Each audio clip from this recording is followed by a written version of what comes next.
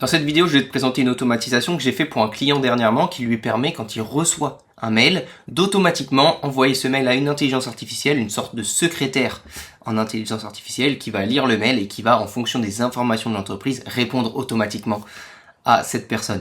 Cette automatisation, son objectif, c'est forcément de te faire gagner énormément de temps. Ok, donc que ce soit toi aujourd'hui qui gère tes mails ou que ce soit une personne en particulier de ton équipe qui gère tes mails, en fait toute cette partie-là de réponse de mail, de prendre l'information puis répondre automatiquement à la personne, ça prend énormément de temps, surtout quand les questions sont souvent les mêmes. Souvent ça va être des questions sur les services proposés, sur les horaires, sur la localisation, sur plein de choses en fait où les réponses sont tout le temps les mêmes.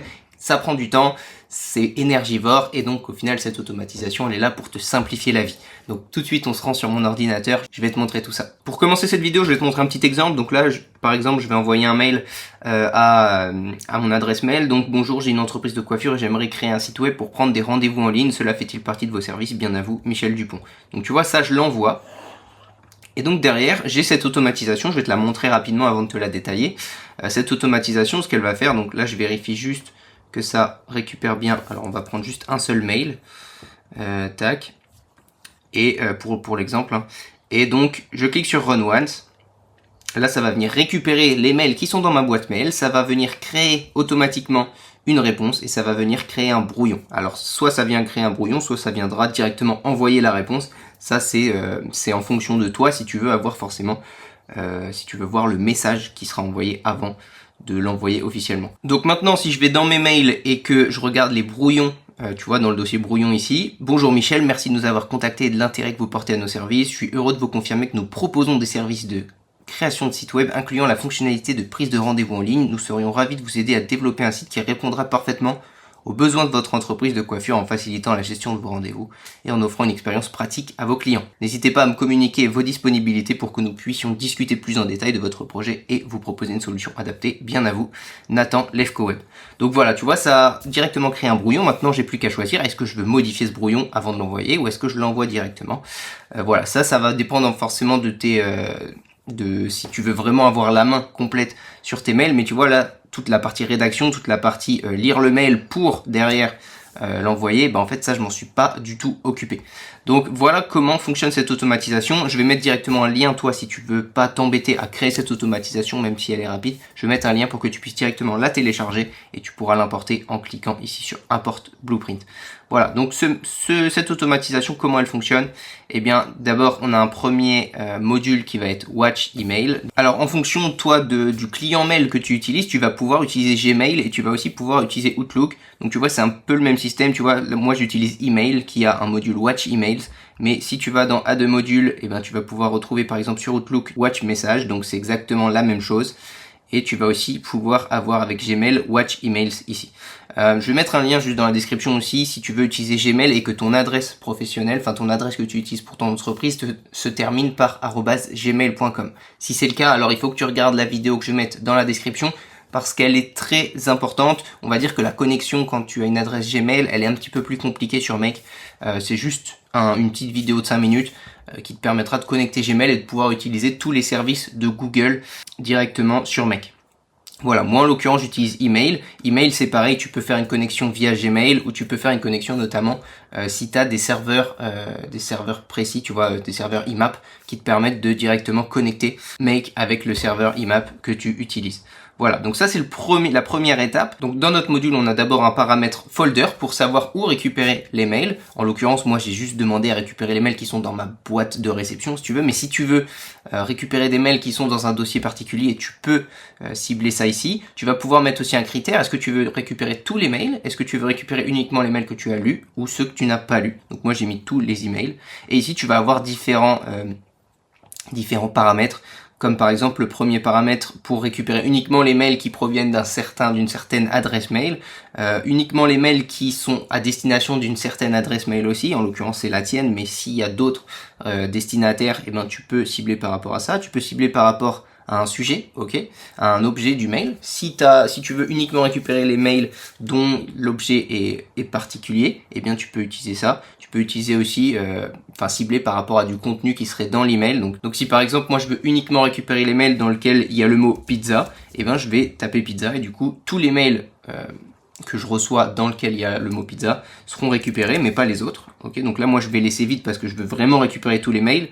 Est-ce que on veut que une fois qu'on a traité, une fois que le mec a récupéré le mail, est-ce qu'on veut le marquer comme lu ou pas lu? Moi j'aime bien garder le mail comme non lu, comme ça me permet quand moi je vais dans ma boîte mail de voir que le mail n'a pas été lu. Et le nombre maximal de résultats, et ben en fait ça dépend. Si tu lances ton automatisation une fois tous les jours et que tu sais que tous les jours tu reçois plus ou moins je sais pas 30 mails, bah tu vas mettre un petit peu plus, tu vas mettre 40 pour récupérer un maximum de 40 mails. Mais c'est si tu en reçois, tu vois, 1000 par jour, 2000 par jour, et bien là vaut mieux que tu fasses l'automatisation peut-être 2 fois dans la journée, 3 fois dans la journée, de manière à ce que au final sur 24 heures tu aies traité tous les mails. Voilà, là c'est en fonction de toi, c'est en fonction des tests que tu vas faire, est-ce que l'automatisation peut traiter tous les mails. En l'occurrence moi je vais mettre juste un, parce que c'est pour te montrer dans cette vidéo, mais faut savoir que l'automatisation va bien traiter tous tes mails en fonction du nombre que tu mets là. Voilà, donc ça c'est la première étape. Ici quand tu fermes cette fenêtre, on te propose à partir de quand on veut commencer, donc tu vas laisser from now on, c'est-à-dire que au moment où tu vas activer la case ici, et bien tous les jours, disons par exemple si tu lances cette automatisation une fois par jour, et bien en fait ce module va venir récupérer tous les mails qu'il n'y avait pas hier, tu vois, tous les mails qu'il n'y avait pas la dernière fois que ce module a été exécuté. Petite pause dans cette vidéo, je voulais te dire que j'ai créé un profil sur Upwork qui te permet de travailler avec moi pour quasiment rien. En fait, je viens de créer mon compte, donc j'espère avoir quelques avis assez rapidement pour faire monter mon profil sur Upwork. Donc actuellement, si tu regardes cette vidéo et que la vidéo vient de sortir, j'ai mis les tarifs les plus bas possibles, tu trouveras jamais rien en dessous pour automatiser tes processus, donc profites-en tant que c'est intéressant financièrement. Je te mets le lien dans la description si tu veux qu'on travaille ensemble et qu'on automatise un maximum de processus dans ton entreprise. L'étape suivante, c'est d'ajouter un module OpenAI, donc créer une complétion. Je devrais bientôt faire, dis-moi si tu veux que je te fasse une vidéo pour connecter OpenAI à Make, parce que c'est très intéressant. Je vais mettre le lien, en fait tu vas devoir créer un compte sur le compte de OpenAI API, ok, pas le compte ChatGPT qu'on utilise d'habitude, mais OpenAI, et tu vas devoir rentrer ta clé API, c'est assez facile, voilà, mais si t'as envie que je te fasse une vidéo, j'en ferai une avec plaisir. Tu vas choisir donc la méthode créer une chat completion. Tu vas ajouter le modèle 4o, c'est celui que j'utilise, et pour moi c'est celui qui est le plus performant aujourd'hui et qui coûte le moins cher. On va d'abord ajouter un message, un premier message qui va être un message système. Dans ce message-là, tu vois, en fait, on va mettre une description de ton entreprise. Donc, tu vois, le premier message que je mets, c'est « Tu es le secrétaire de mon entreprise Lefco Web. Tu m'aides à répondre aux mails entrants de la part de mes prospects et de mes clients. Je compte sur toi pour répondre au mieux à leurs attentes en restant courtois et disponible pour eux. Signe tous tes mails comme suit. » Là, tu mets la signature que tu as envie. Pour t'aider à répondre aux mails, voici une présentation complète de l'entreprise Lefco Web. Et là, on va mettre une présentation complète. Moi, dans le cadre de cette vidéo, pour cette automatisation, tu vois, j'ai juste mis j'ai mis un très court paragraphe. Toi, il faut vraiment que le paragraphe, il soit blindé. Pour cela, je t'invite à aller sur mon article. Je vais mettre le lien pareil dans la description. Cet article, tu vois, j'ai fait ici une liste de toutes les choses que tu peux dire à ChatGPT. Donc, tu vas voir tous les points que tu dois mettre dans la description de ton entreprise à donner à ChatGPT. Donc tu vois le nom de l'entreprise, la taille, ses missions et ses valeurs principales, toutes les offres et les services que tu proposes, le public cible, la structure des équipes, les informations sur les clients existants. Voilà, parce que à partir de tes anciens clients, bah forcément tu vas avoir des questions, des informations que d'autres gens pourraient avoir. Informations FAQ, les questions courantes forcément, la politique de suivi des clients, enfin absolument tout. Je te laisserai aller via le lien dans la description sur cet article pour t'assurer d'avoir vraiment toutes les informations pour que ton secrétaire d'intelligence artificielle soit capable de répondre à n'importe quelle question. Une fois que tu as fait donc ta description, tu vas venir la coller ici à la place de mon texte, parce que moi mon texte il est vraiment très court et ça suffit pas du tout pour répondre à un maximum de questions que pourraient se poser tes prospects et tes clients. Et ensuite tu vas ajouter un deuxième message. Ce deuxième message c'est un message de type user, et dans le contenu du message tu vas simplement écrire: je souhaite que tu répondes au mail suivant, envoyé de la part de, et là on va mettre le nom de la personne qui a envoyé le mail. Donc pour ça, moi j'utilise une variable, j'utilise la variable qui a simplement été renvoyée par le module email qu'on a récupéré juste avant. Donc tu vois, sender name, ça va être ici, tu vois, sender name, et le text content, eh ben il est tout simplement là. Donc en fait en cliquant, ça va venir mettre la variable ici, et ChatGPT va avoir le nom de la personne et va également avoir le contenu de son mail, tout simplement. Ici, le max token, tu peux mettre 1000, tu peux mettre 0 aussi. On va dire que les tokens, c'est ce qui fait en sorte que, en fait, plus ChatGPT va utiliser de tokens, plus la requête, on va dire, va coûter cher. Donc si tu mets 1000, au moins on limite ce que va dépenser mec. Si on met 0, il n'y a aucune limite, mais en général, pour répondre à un mail, dans tous les cas, ça dépense pas beaucoup de tokens. à part si c'est une grosse réponse, mais normalement, en règle générale, c'est rien. Et puis même 1000 tokens, c'est vraiment pas du tout, ça correspond peut-être à, je sais pas, 1 centime, tu vois. 1 centime et demi peut-être. C'est ridicule. Et donc tu peux faire OK. Et donc là, on en est où? Eh bien, on vient récupérer nos mails, on vient donner le contenu du mail à ChatGPT. ChatGPT construit une réponse par rapport à nous, ce qu'on lui a fourni comme information.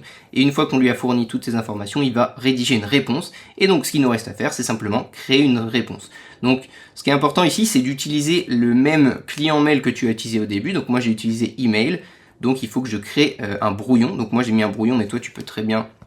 Je vais te montrer d'ailleurs, mais je pourrais très bien, via email ici, au lieu de créer un brouillon, donc là, créer un brouillon, il est là, et ben je pourrais très bien cliquer sur, ajouter le module send an email. Donc au lieu de créer le brouillon, je vais simplement créer le mail et l'envoyer, tu vois. Moi, ce que je conseille à tout le monde, c'est d'abord de créer un brouillon, ce qui te permet d'avoir déjà un aperçu de ce que l'intelligence artificielle répond de manière générale. Et puis, au bout d'une semaine, 2 semaines, peut-être un mois même, eh bien, si toutes les réponses de ChatGPT te conviennent et correspondent parfaitement à toi, ce que tu veux répondre, ce que tu aurais répondu à tes clients, et ben tu passes de créer un brouillon à directement envoyer le mail. Comme ça, tu n'as même plus l'étape de vérification à faire. Donc là, c'est des ajustements en fonction voilà des réponses de tes clients. Est-ce que aussi tes clients remarquent que c'est de l'intelligence artificielle? Est-ce que voilà, il faut que tu ajustes à la fois le message de ChatGPT ici qu'on lui a donné dans Système. Tu peux bien sûr l'adapter en fonction de toi, lui dire ne réponds pas de cette façon, réponds de manière plus concise, réponds en donnant des exemples. Tu peux ajuster tout ça. Là, c'est une version de base que je te donne, mais tu peux l'ajuster. Et au bout d'un moment, si tout convient, tu gagnes encore plus de temps si tu envoies directement le mail au lieu de passer par les brouillons. Là, c'est à toi de voir. Et donc ici, dans créer un brouillon, et bien sûr, encore une fois, en fonction de ton client mail, créer un brouillon, il existe aussi pour Outlook et pour Gmail. Donc c'est à toi d'utiliser celui qui te convient. Et donc dans créer un brouillon, qu'est-ce qu'on a à faire? On a juste à dire dans quel dossier notre brouillon veut être envoyé. Bon, en l'occurrence, moi j'ai choisi de le mettre dans le dossier brouillon, c'est normal. Ensuite, à quelle adresse on veut l'envoyer? Eh bien, on va l'envoyer à l'adresse qu'on a récupérée via le module ici. Donc pour la récupérer, il suffit d'aller de la récupérer simplement dans les variables qui sont disponibles. Donc sender, email adresse, tout simplement. Donc en cliquant ici, ça va apparaître ici.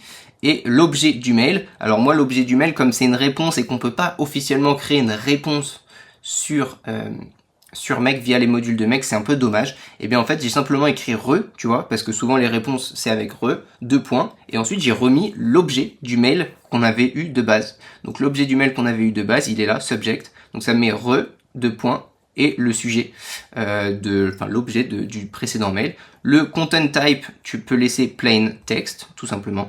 Et le contenu à l'intérieur du mail, ça va simplement être le résultat de ce que nous a renvoyé ChatGPT ici, result.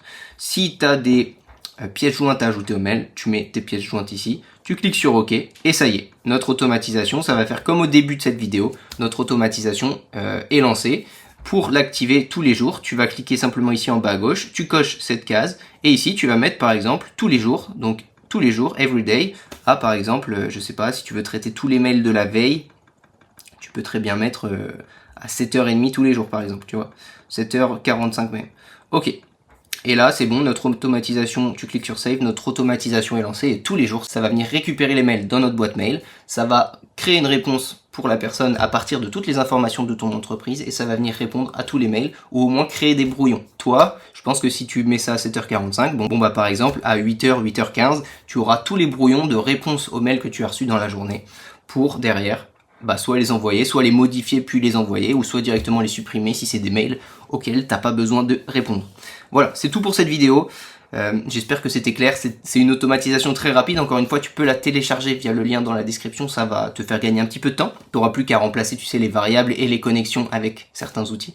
Et sinon, c'est tout bon. J'espère que c'est bon pour toi. Tu m'envoies un message si tu as la moindre question. Si tu veux automatiser n'importe quoi, tu m'envoies un message ou tu laisses un commentaire.